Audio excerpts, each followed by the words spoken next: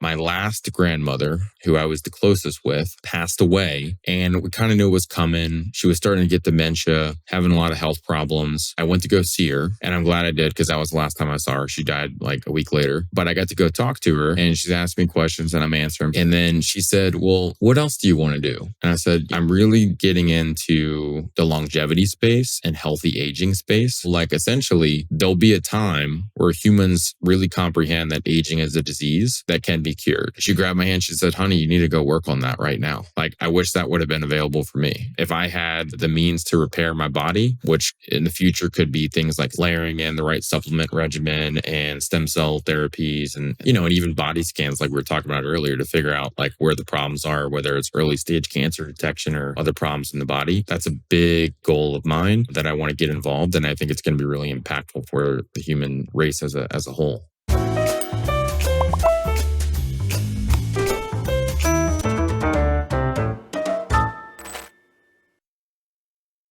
Awesome. I'm live with Billy Bosch, co-founder or founder and chief visionary officer of Iconic Protein. Did I get it right?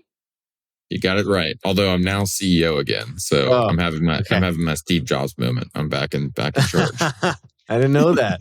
Yeah. Amazing. And Billy's a dear friend. It's awesome to have you here, Billy. We've had a lot of these types of conversations over the years, and I'm excited to record this one. Yeah, normally they're on a trail somewhere on the west side of LA or in Erewhon. Yeah. Yeah.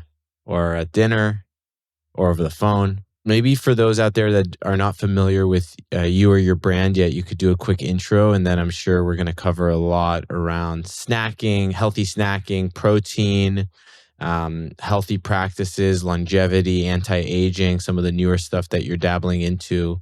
You also do a lot of content on your own Instagram page. So I think we'll have plenty to cover over the next hour or so. Looking forward to it. Let's get into it. Yeah, so Iconic at a high level is a brand that came about because I was trying to solve my own health issue. Like many people, they start with a problem. For me, that was no different. I had chronic acid reflux and high cholesterol, and that was because I had a poor diet. And I thought if I worked out, it would offset. And turns out once you get close to 30, the body doesn't really like that. Even if you do work out, you have to, the food you put in your body really does matter. And so, Western medicine, my doctor prescribed pharmaceuticals, and I thought that sounded crazy to get my issues under control. So I went to a dietitian, and her answer was simple. She just said, look, you need to have more protein in your diet, more protein, more fiber. It's going to fill you up in a healthy way. And I said, sure, I'll go take one of these brands off the shelf and drink that. And she said, no. Most of these brands have carcinogens in them. They have ingredients that will cause cancer. So you will be doing more harm than good. And I thought, okay, that's a problem. And I kind of said, well, if there's really nothing out there, why don't you just help me create a product? And she's like, who are you? Like, why would I help you? So I brought her on as a consultant because she didn't want to be my partner, which I understand. And then we created these products called Iconic. And all our products are high in protein, but no sugar. Never any sugar, never any artificial sweeteners, artificial ingredients. And so we pride ourselves on clean ingredients, clean taste, high protein, no sugar. And now we have a mix of powders, drinks, and bars. And, the idea behind the name is we help you create the iconic version of your body. So you tell us what that is, what shape, what size, and we help you get to that destination through the products we have and other people's products as well, which we will talk about. We always brainstorm on potential products, but we're always talking about products we like too. So we're not shy about recommending other people's products as well. And when did the brand start? 2011. So 2011. It's been over 10 years. That's over amazing. 10 years. Yeah. So where did the product line start, and then how has it expanded over the years? Yeah, so I started the company in New Orleans, and then we grew over, kind of went west from there, grew into Texas and California. And kind of we're basically in every state in the country now, half online, half in retail. And the product started with a drink Which, look, drinks are tough, man. Drinks are higher velocity because people think about it. How many drinks does a given person drink in a day versus how many bars or how many bags of chips do they eat? So typically, drinks are going to be pretty popular in terms of how many people are buying, but they can be low margin, especially if you're making something with an expensive ingredient like protein. So that was a big learning along the way. Was just the margin structure of products and how the industry works with distributors and retailers and selling online and all this kind of stuff. But we started first with drinks, then kind of got into powders, and then eventually bars, which are a new thing for us as of late. Mm. What have you learned about whey protein being in and around this business? For many years was not having animal protein and was all about the plant-based protein, and then just for personally realized that it was hard. I didn't love I found that plant-based proteins had a little bit more of a grainy texture. They didn't blend as well when I was using them, so I could never really consistently make a habit out of it. And then two, yeah, sometimes would hurt my stomach. But then recently, inspired by you as well, I've gone back to whey protein and haven't really had any issues with it. But then even in the whey protein market, there's a lot of products with fillers and other types of ingredients. So I always ping you and I'm like, what is this? What is that? So what is the lay of the land when it comes to these like proteins, and how can consumers think about them? Great question. We get this often. And when I started the company, I thought, well, plant proteins are becoming more popular in the health and wellness world. So let me take a look at that. And what you mentioned was the problem, which is they're typically very gritty in consistency, and the amino acid profile doesn't match up with animal proteins, which are generally more bioavailable, which means your body absorbs it at a higher rate. And so I thought, okay, if I want to create something that's beneficial for people, let me find the cleanest animal protein I can find, which was a mix of whey and casein that comes out of Ireland. So it's all grass fed cows, super clean. They've always kind of done grass fed. Grass fed is finally having like a renaissance and resurgence in the US. And animal protein in general, as you may have seen, and people who are listening have seen, is having this whole renaissance within the US, right? People are going back to raw milk. They're going to raw dairy. They're finding things that are clean animal proteins. And it doesn't mean don't consume animal or plant products with your animal protein. It just means like there's a balance, right? I think, there's a challenge in just being vegan, which works for some people, didn't work for my body type. I tried it and just really struggled to feel good, to have energy levels that I want, and for just to keep my stomach settled and feel fuller longer. And the animal protein really does that for me. So what I found is that if you take milk from a cow that's grass fed and you filter out all the lactose, that causes problems for some people. Then you have a protein that's a mix of whey and casein that's highly bioavailable for people. So the whey is like quick release. So it's going to be like rapidly absorbable in your body versus the casein is slow release. So if you want more of a filling effect, which a lot of people use our product for weight loss, they use our product for a snack during the day. So they want to feel full versus they're just trying to like crank weight at the gym and they want to pack on muscle. That's like probably 10% of our customers. So if you want to feel fuller longer, you want to find a protein that's slow release like casein. And our product is mostly casein, which gives you that nice filling effect. I've never even heard of casein. So does it come from the milk as well? It does. It does. There's just two different types of protein within the milk itself. So we isolate the protein, the whey and the casein from the milk. So you have the lactose and everything else over here. And then you have the protein, which your body needs. It's, really the foundation of feeling full. It's like, think about how carbs fill you up versus like if you eat a chicken breast versus just like a bunch of potatoes, like the chicken breast is generally going to help you feel fuller longer and less snacking. Like you could sit here and eat 20 bags of chips. It's just how protein works in the body, man. It's like, think about eating like how many pieces of chicken can you eat versus how many bags of chips can you eat, right? Like I could just eat bags of chips for days. And it doesn't mean don't eat chips, but it just means like you're going to get, filled up in a healthier way with some protein. What would you say to people that look at that process for the whey protein and are like, "Oh, that's processed. I don't wanna eat that." Yeah, and what does that even process look like? How do you take milk and then extract protein out of it? Well, it's like any kind of generalization, you know. You can make broad generalizations about things in life, and it doesn't mean it's going to be accurate, you know.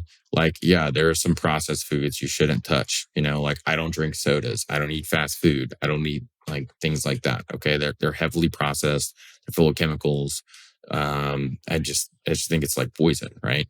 But there's ways to process things. And look, unless you're milking the cow, and honestly that's a process, or even if you're picking a mango off a tree, that's a process. Okay, you peeled it, that's a process. So you could really drill down and say that's a processed food because somebody cut it up and they put it on my plate, right?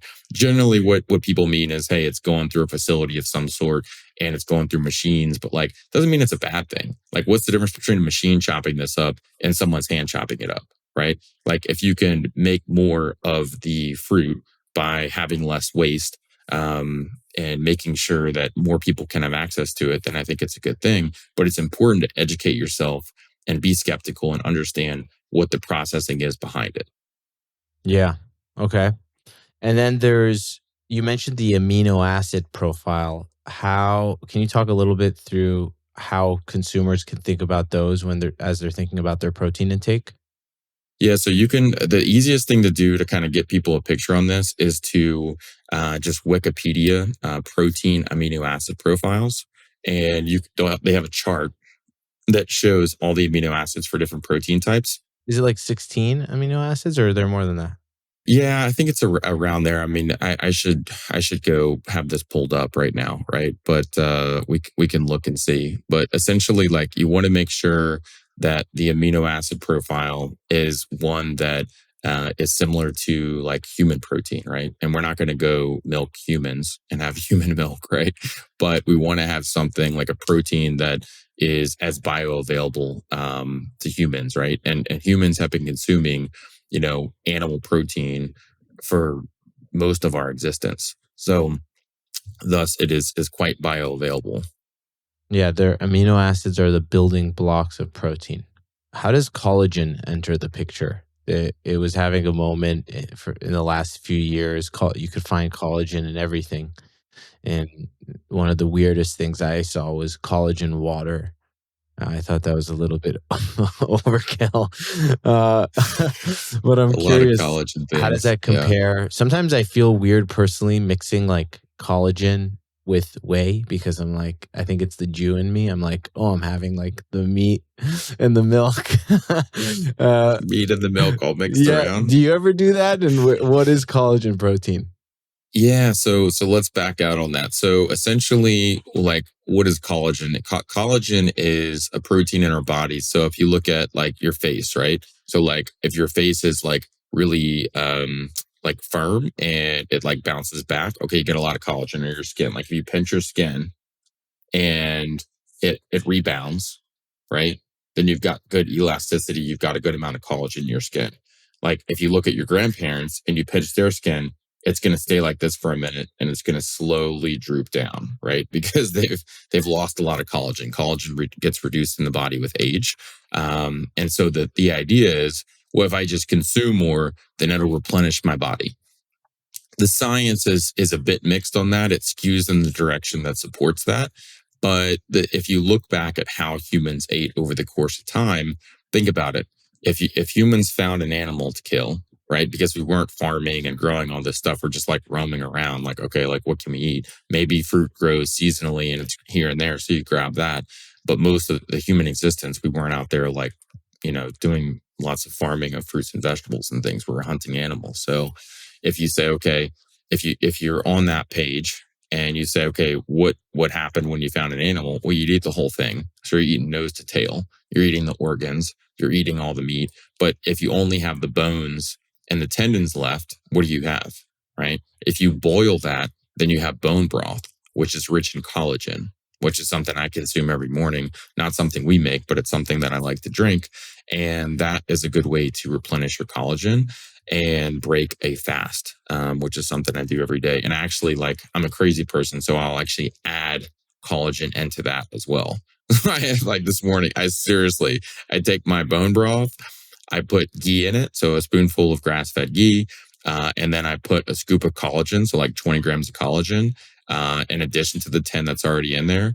And then I'll put some thyme in there or some kind of herb to add for some flavor. And that's like my morning drink. Every now and then I'll take collagen, 20 grams as well, mix it with some type of hydration salt like element.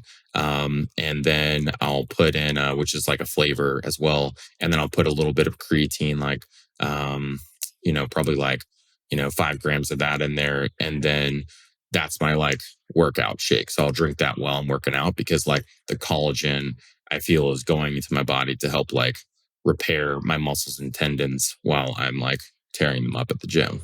And you choose that over like a protein shake? I'll have a protein shake after. Like this morning, I had our vanilla shake as the base of cereal. I've got like a grain free cereal I have here. I think like who makes it? Seven Sundays.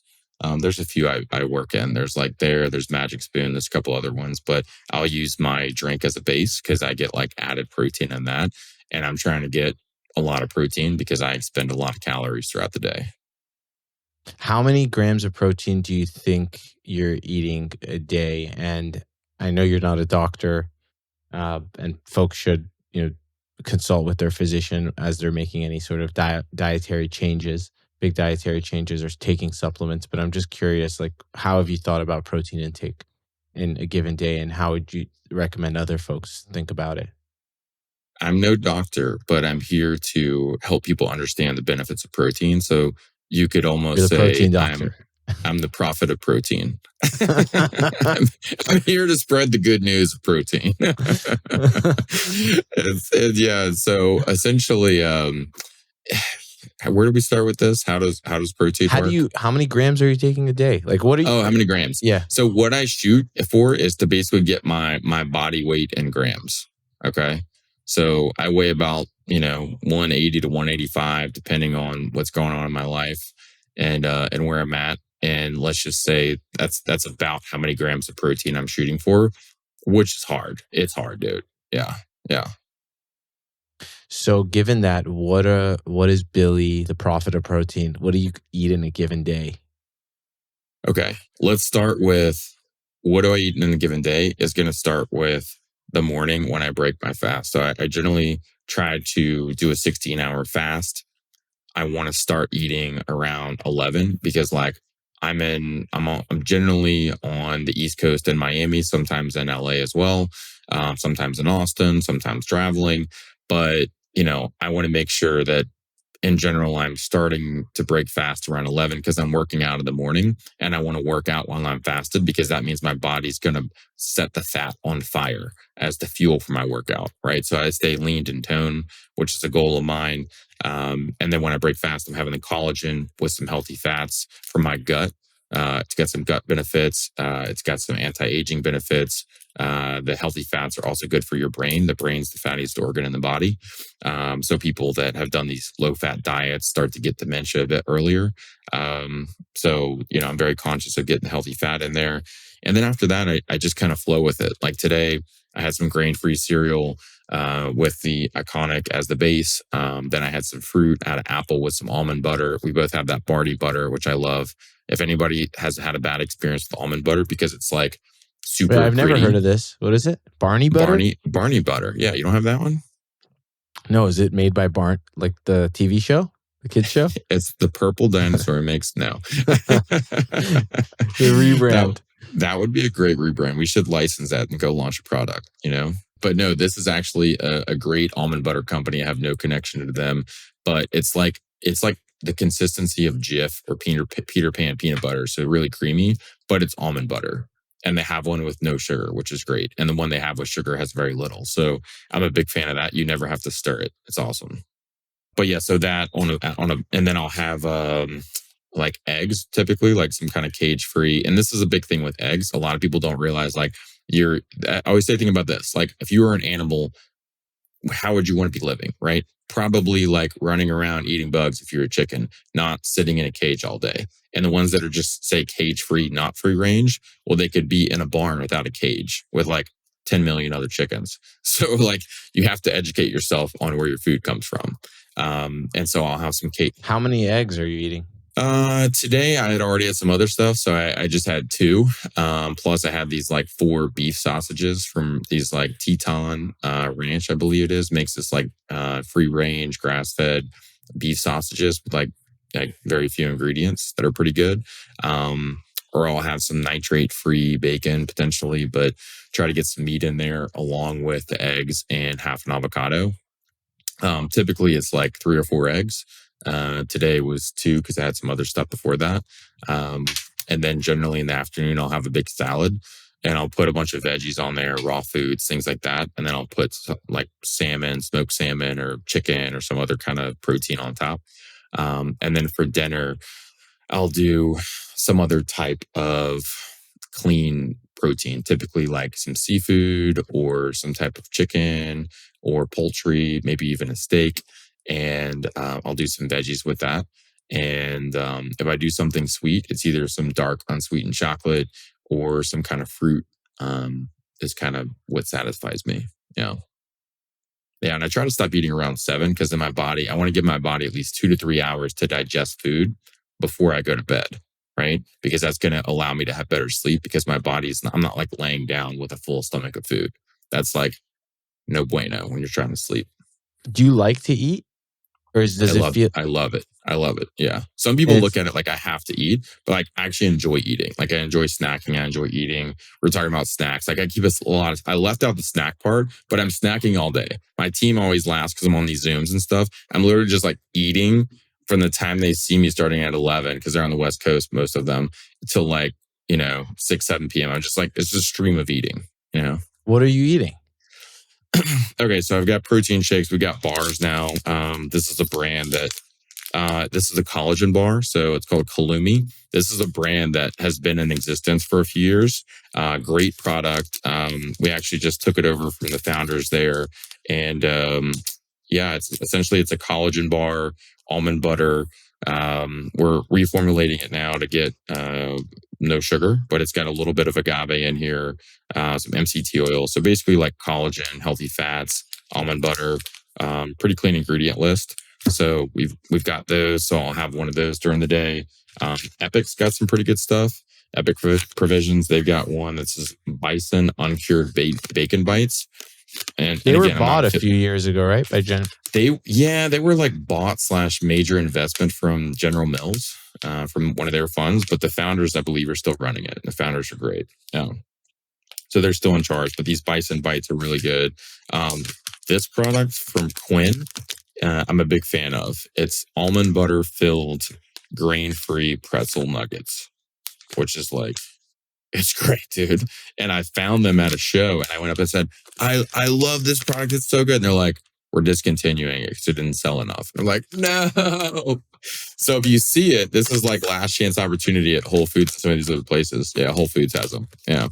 But big fan of those. Always have some dried mangoes. This is like great travel snack or just like have around the office. Simple Mills, pretty much all their stuff I like. This is their rosemary sea salt. I feel like I'm doing a commercial. And now you can buy. Is there anything in particular that when you're buying these snacks you avoid? Because it sounds like you're really into animal protein and meat. Yeah, but I still enjoy fruit. I do a lot of raw fruit, raw fruit and cooked vegetables.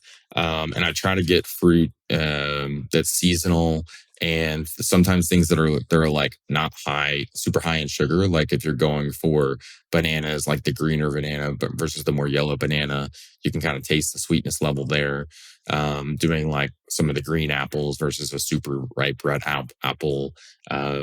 Just things of that nature. And then like I like snacks. Like I grew up on processed food, so I go for clean processed food. I want to try to find a balance of protein. So what I didn't show you is I've got a lot of raw nuts. So I'll do, if I'm going to have carbs, I try to pair that together. So if I have fruit, I try to have some almond butter, or fruit and nuts, because it's better for your body to process those together versus if your body's just processing carbs, right? And if you pair that with protein, it's going to be better for your metabolism and better, just to get more protein into your body, and it's more filling. Like I could just sit there and eat like a huge bowl of fruit and not get full. But if I'm pairing that with protein, I'm going to get full, and I'm not just consuming a bunch of sugar and fiber. And what are you as you make these as you kind of go on your snack rampage and you're looking at the that protein target and you're eating and optimizing, like what are you optimizing for usually? So I think everyone is a little different. Yeah, at this point, I'm optimizing for, um, I would say first and foremost, happiness. Like I want to enjoy my life, and and then secondly, it's about health span versus lifespan. So I'm not trying to just live to 160. I want to live a long time in a really healthy way and feel really able bodied. You know what I mean? So like my first goal by going to the gym or doing something active 7 days a week, and even if it's just like going for a walk, is don't get injured. That's goal number one, right? So the primary goal is don't get injured so that I can do the activities for longer in life. And I kind of keep that front of mind. And then from there, it's like if I'm looking at the food primarily as fuel that hopefully I enjoy eating as well, it's going to like what function does it have? Like I stopped drinking alcohol almost a year ago, and it's I don't feel like I had a problem with it. I just drank socially, but I sat back and thought one weekend I was just kind of analyzing my life and thinking about goals and things like this, and I thought, what does alcohol do for me? Like, how does it serve me? What benefits does it provide me? Right? It's a social lubricant, so it helps people loosen up in social situations many times. It can be tasty, so in a way, it's like mouth porn, right? It tastes good, but then like the after effects are very bad. So you're killing your brain cells, you're damaging your liver. People will say, "Oh, well, like Are you the really killing Italians your drink brain wine." cells? Yeah, man. Damages your brain. I need all these brain cells. Every single one. I'm from Alcohol, Louisiana, you really? know? I've never heard it damages your brain. I've heard that about marijuana, that it kills your brain cells, but Yeah. alcohol Yeah. too. Check it out, man. There's a long list of negative attributes of alcohol. But yeah, I mean, whether it's that damaging the body, and then for me, it's like also like it causes me decreased productivity. So if I go drinking, and I'm not saying drink, right? But like, let's say I have even the 2 or 3 drinks, it's going to be disruptive to my sleep, and it's just not providing anything nutritionally for me. So if I can go out and not drink, and if I sell, it's hard if you say, "Hey, you know what? I'm not drinking tonight." Because if you say, "I'm not drinking tonight," then people get offended by that sometimes. Or sometimes they just say, "Oh, now it's a challenge. I'm going to get John to drink tonight because he said he doesn't want to drink with us. Let's get him shots. Let's make him drink." Right. But if you identify and say, "Hey, listen, this is not me. I don't drink anymore. I stopped. I don't drink at all, ever." Okay. All right. John's not a drinker. We're clear on that. Okay. Let's move on. And they just adjust, and that's fine. And guess what? Like, I go to bed, I sleep well, I don't have disrupted sleep from drinking, and I'm not having any negative health benefits. And it's going to increase my health span. And when you look at countries that do drink, be all the Italians in the Mediterranean area, they're all drinking, they're in a blue zone. Yeah, that's true. But they're drinking wine typically that they ferment at home. Okay. So it's high in probiotics, and they're doing it in a social setting. So I would argue that the wine benefit more comes from the social circumstances of their sharing it in a community. Because if you look at what all the blue zones have in common, it's actually community is one of the key attributes. They have community as a key part of their life, and they're sharing that drinking behavior with the community and at a table over dinner and with their friends and things like that. And I don't think they're binge drinking, right? So it's very different than the alcohol that's consumed in the U.S. typically. Mm. So you've gotten now from a little bit of the physical stuff we were talking about. You mentioned exercising or moving 7 days a week. The food stuff that you are passionate about. I think both of us, from the brand side and the innovation side of just like looking at these different packaged goods and companies, and obviously mixing that with a lot of great fresh food as well. And then there's a lot I know you also are invested in as you think about the mental side. I'm curious to dive into some of the stuff there. Actually, before we do, you've mentioned health span and lifespan a couple times, and I hear these words sort of buzzing around the health and wellness space. Could you give us a quick definition of each? Yeah, so I like to kind of oversimplify. So I'll say lifespan would be just how long you live, right? And health span is how long you're healthy and able bodied. Mm. Yeah. And So you could, able-minded? yeah, and able minded. So let's just say that you live to 100, but for the last 20 years you have dementia and you have, some other type of disability where you're not really that mobile. Okay. Well, what if I said you could do that, or you could just live to 80 and be super able bodied and then like drop dead of a heart attack one day or die in your sleep? Most people would take the latter and just like be able bodied as long as possible versus experience that slow decline over time. Mhm. Yeah. So what else do you do to stay able-bodied and increase your health span? And then let's get into the mental stuff. I try to look at and again, this is stuff that works for me, but I look at what the blue zones and people that have lived long, healthy lives have in common. And it starts with generally leading a life you enjoy. Okay.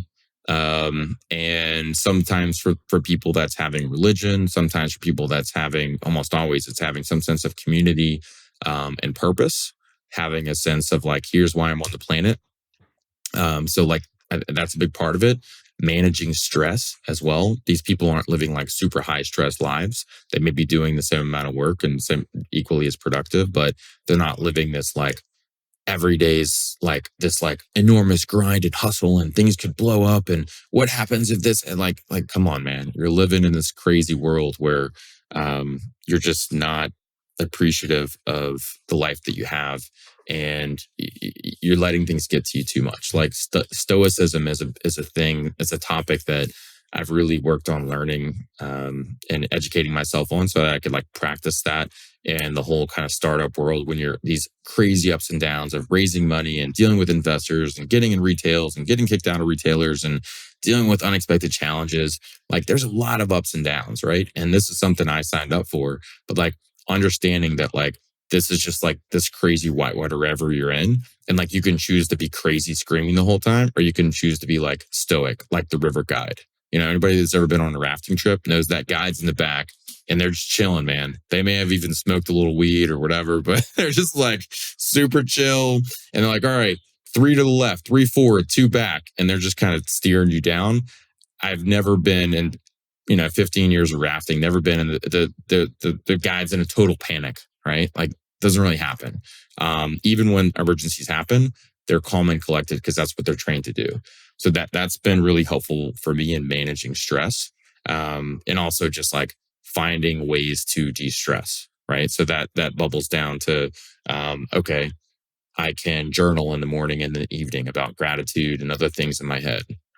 I can make sure I get quality sleep, make sure I do something active every day, make sure um, I'm spending quality time with family and friends, make sure that I'm not just like hitting weights every day. I mix in some yoga. We've done yoga classes together, out in LA at Sweat and other places. John is a phenomenal yogi for anyone who hasn't seen him live.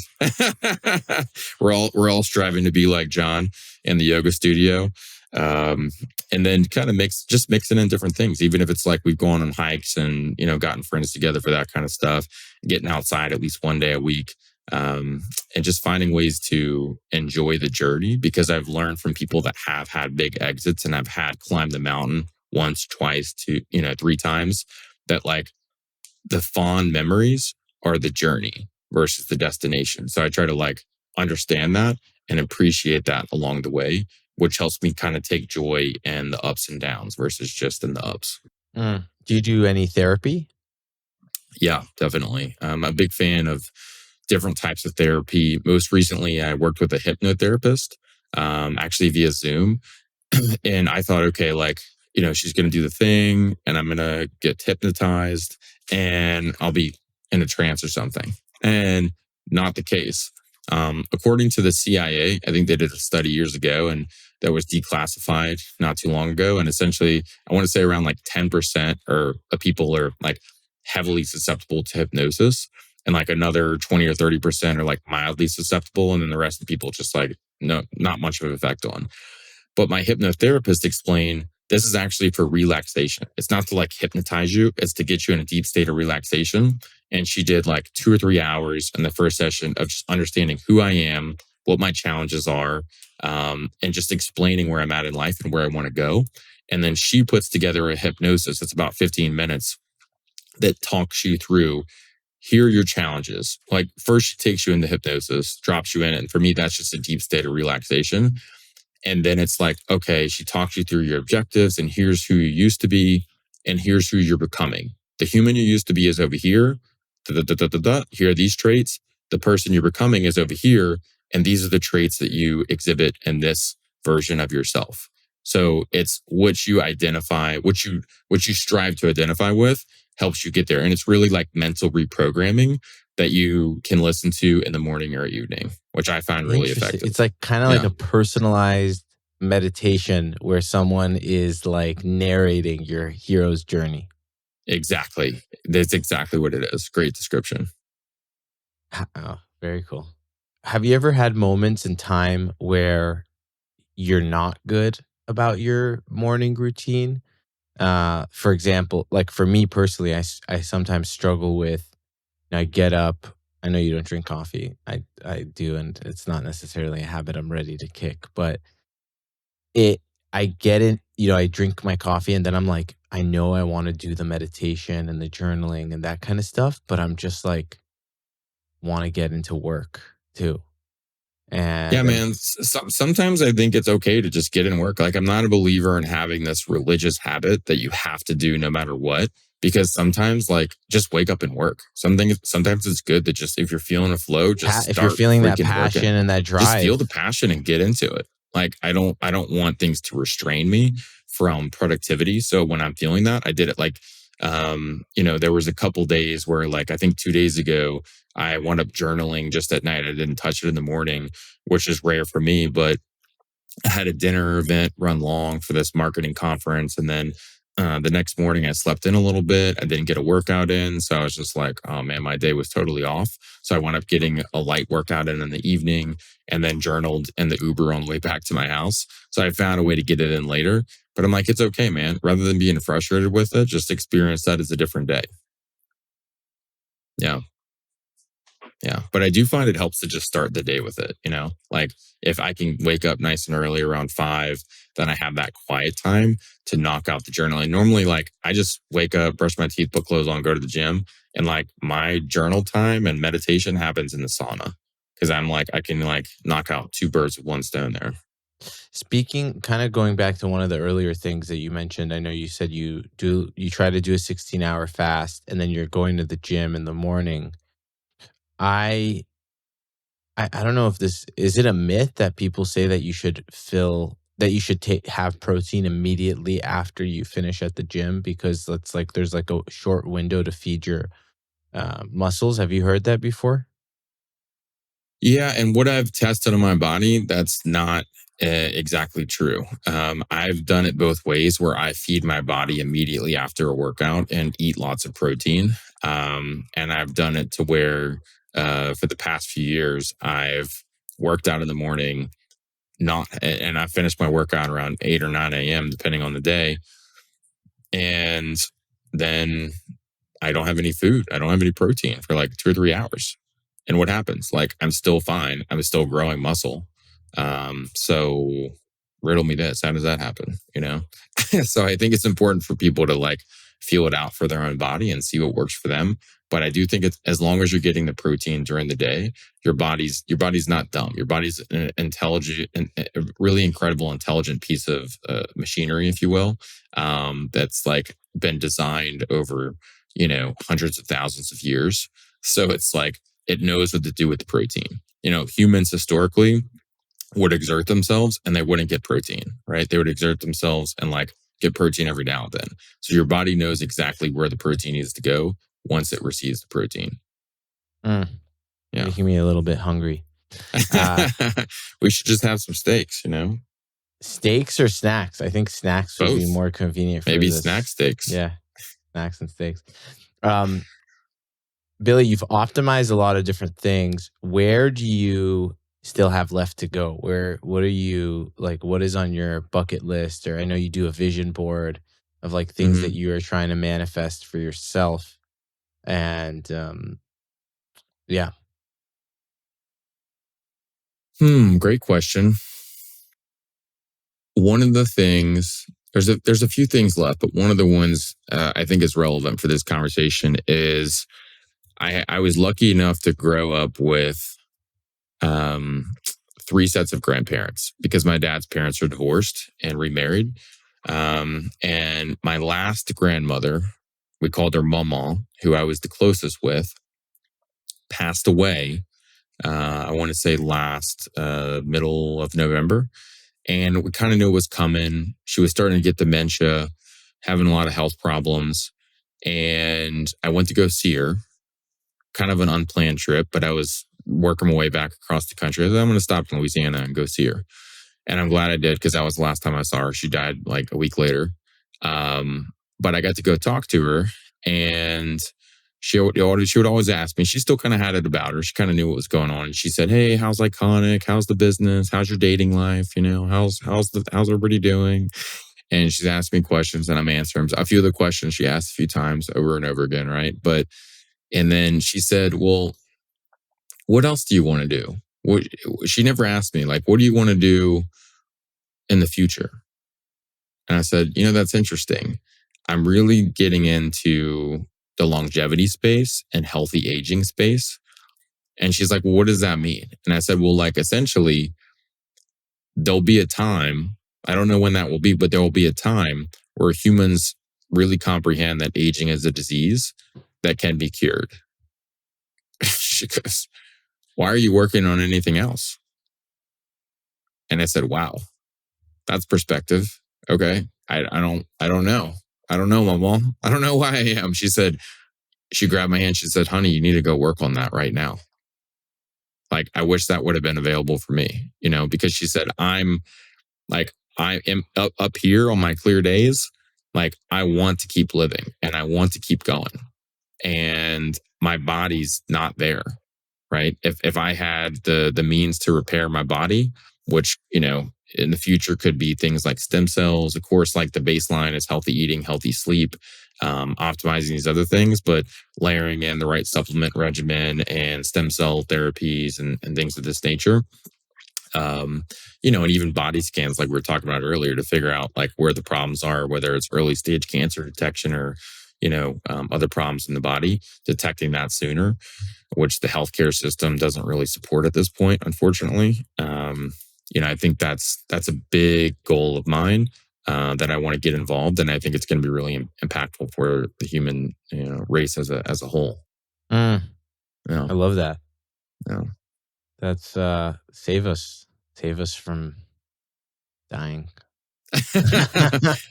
The prophet is here to The profit save of us. protein is here to save us. Oh man. Um, what are there any like sort of early experiments or things that you are trying or doing in order to that you're excited about? You mentioned stem cells. I think you've mentioned some other types of procedures or practice. I think you do some on your Instagram, right?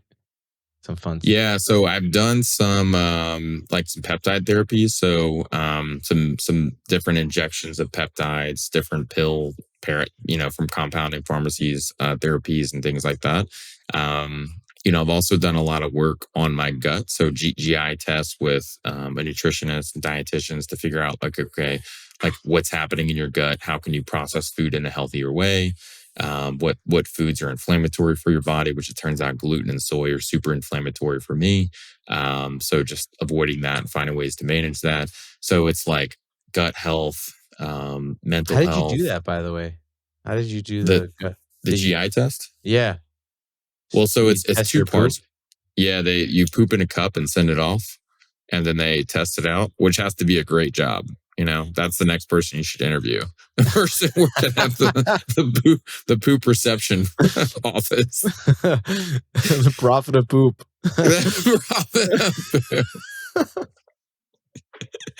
That's the next guest. Oh man, this is your profit series.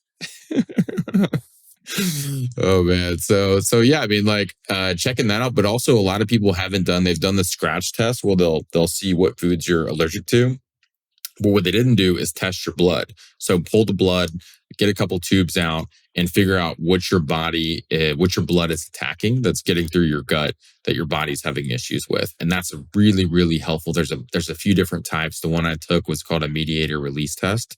And I found that was really helpful to figure out like what foods were causing me issues, to the point where I had like chronic psoriasis for like 15 years. And I cut gluten and soy out because that's what my body was having issues with, according to this test. And it went away. Like, what? Like Western medicine dermatology is like, put a cream on it or take a pill. And that never worked. But like changing my food input worked. Okay. Would love to are you down to do some rapid fires just so we can get a little Let's do it. Hit me. round out Let's go. View of, I think we've gotten pretty deep, but I would love to do this again in person. Yeah. Is there a book you've recommended the most, reread multiple times, or one that's left a lasting impact on you? Yeah, I'll say two. One is for business, Profit First, and the other one is Story Brand. They're both really helpful books and kind of mapping out your business and making sure you're going in the right direction. Purchase under $200 that you made in the last 6 months that's provided the most value to you. This water bottle, which I have no affiliation with. It's called a Life Straw water bottle. So when especially I was in Costa Rica and Colombia, and I've gotten sick, like in both places. And so like whenever I drink the water, this Life Straw filter, you can literally put it in a ditch and drink the water out of it. And like the water's clean. It's crazy. No way. I just take their water bottle. I swear, man.